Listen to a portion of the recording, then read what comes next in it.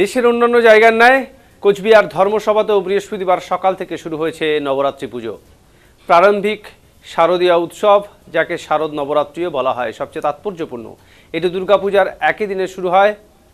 হিন্দু ধর্মের ঐশ্বরিক নারীত্বের সম্মানে অনুষ্ঠিত প্রধান উৎসব নবরাত্রির আশ্বিন মাসের 9 দিন ধরে চলে।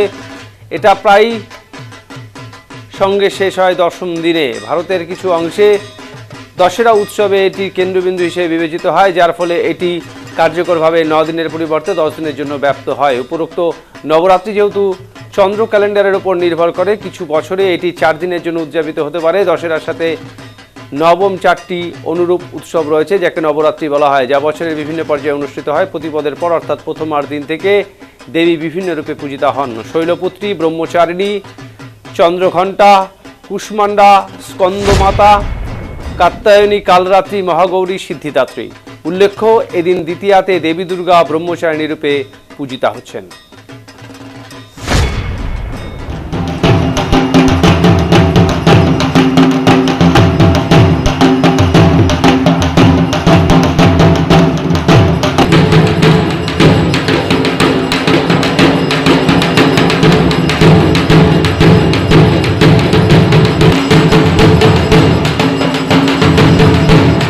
আজ নবরাত্রি দ্বিতীয় পূজা, দ্বিতীয়াতে মা ব্রহ্মচারিণী পুজো। কুচবিহারের ধর্মসভায় এমনি আমরা নিয়ম নিষ্ঠা করেই পুজো করার চেষ্টা করি যত সম্ভব।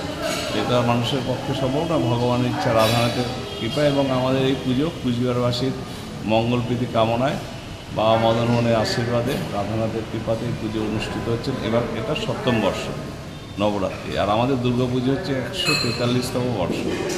এত বছর ধরে এই পুজো এখানে ধর্মসভায় হয়ে আসছে এবং যত সম্ভব শুদ্ধভাবে, সুস্থভাবে আমাদের এই পুজো করার প্রচেষ্টা থাকে এবং মানুষের সার্বিক সহযোগিতা এবং সর্বদীয় মানুষেরই আর্থিক অনুদান এবং নানা রকম সহযোগিতাতে এই পুজো অনুষ্ঠিত হয়ে থাকে। প্রায় 40 জন এখন অবধি আছেন, পরে ধীরে ধীরে আরও পরের দিকে হয়তো অনেকে আরও বাড়তে থাকে, তখন 120-25 জন ভর্তি হয়ে যাবে। হ্যাঁ, আমাদের এখানে নবরাত্রি এবার তো একটু সকাল 9টার মধ্যে অঞ্জলি, তার আগেই তো এখনই আপনি থাকতে থাকতে ভোগ ঢুকে গেল, মন্দিরে পর্দাও পড়ে গেছে, এখন মায়ের ভোগ হয়ে যাবে।